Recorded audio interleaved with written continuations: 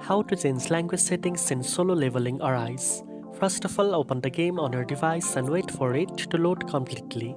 Once you are on the main lobby screen, tap on the top right corner of the screen. In the bottom right, you will see the settings icon.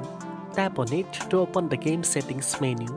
In the settings menu, find the language option in the left side menu. Tap on it and you will see a list of available languages supported by the game.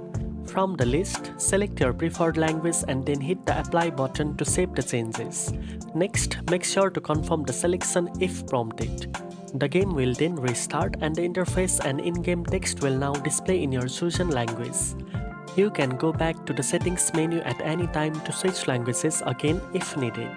Likewise, you can also change the voice language by selecting it from the same section. After changing the language, you can continue your adventure in solo leveling Arise with all menus and game text in the language you are most comfortable with. This makes navigating missions, managing your shadow army, and interacting with character much easier. Now you know how to change language settings in solo leveling Arise. If you found this video helpful, don't forget to like, share, and subscribe for more gaming tips.